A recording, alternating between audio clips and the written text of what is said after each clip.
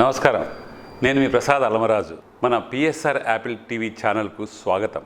ఈరోజు ముఖ్యాంశాలు మీకోసం. విశిష్ట నైపుణ్యం గల డాక్టర్ల పర్యవేక్షణలో అందుబాటు ఫీజులు, నమ్మకమైన రిపోర్ట్లు, free home visit services for sample collection. Please contact 9000 97980 8008804014. సంప్రదించండి. Apple diagnostic medical centre, Vivekananda Nagar colony, Kukatpally, Hyderabad. విశాఖలో ప్రేమోన్మాది ఘాతకం రాష్ట్ర వ్యాప్తంగా సంచలనం సృష్టిస్తోంది. నిందితుడు నవీన్ దాడి చేసిన ఘటనకు సంబంధించి సీసీటీవీ ఫుటేజ్ బయటకు వచ్చింది.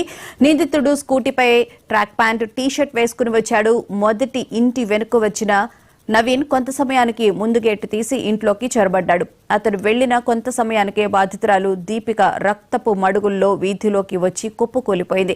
దీపికను చూసిన స్థానికులు ఇంట్లోకి వెళ్లగా అప్పటికే ఆమె తల్లి మృతి చెందింది. రాజమండ్రిలో ఫార్మసీ అమ్మాయి విషయం మనం చూసాం. ఆ సంఘటన ఇంకా మరవక ముందే విశాఖపట్నంలో ఇందాకే ఒక ప్రేమోన్మాది తల్లి కూతుళ్ళ మీద దాడి చేయడం, అది అతి క్రూరంగా దాడి చేయడం, తల్లి చనిపోవడం, ఆ అమ్మాయి చావు బ్రతుకులతో పోరాడుతూ ఉండే పరిస్థితిలో ఉండడం జరిగింది. అంటే ఈ రాష్ట్రంలో మహిళల భద్రత ఎంత ఆందోళనకరంగా ఉందో ఈ వరుస సంఘటనలు నిరూపిస్తూ ఉన్నాయి.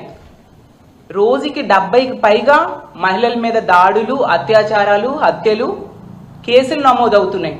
గంటకి 3-4 సంఘటనలు మహిళల మీద ఇలాంటి సంఘటనలు జరుగుతూ ఉండే పరిస్థితి ఈ కూటమి ప్రభుత్వం అధికారంలోకి వచ్చాక ఈ రాష్ట్రంలో మనకు కనిపిస్తూ ఉంది.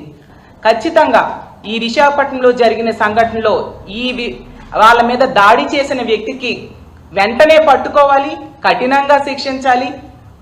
తల్లిదండ్రులు, ఇంట్లో వాళ్ళు కోరుతూ ఉన్నారు బంధువులు ఉరిశిక్ష వేయాలని. అలాంటి కఠినమైన శిక్షలు వేయాల్సిన అవసరం ఉంది. అదే విశాఖపట్నంలో గతంలో నీరబ్ శర్మ అనే వ్యక్తి పెదగంటి అడిలో ఒక అమ్మాయి మీద దాడి చేసి పారిపోతే ఈ రోజు కూడా పట్టుకోని పరిస్థితి. సాక్షాత్తు హోమ్ మినిస్టర్ నివాసం ఉంటున్న జిల్లా విశాఖపట్నం. అలాంటి దగ్గరే ఇన్ని సంఘటనలు జరుగుతున్నా కూడా ఎటువంటి చలనం కూడా ప్రభుత్వంలో కనిపించట్లేదు. ఇలా రాజమండ్రి విషయమే తీసుకుంటే ఇందాకే తల్లిదండ్రులు వచ్చి మా అధ్యక్షులైన జగన్మోహన్ రెడ్డి గారిని కలవడం జరిగింది.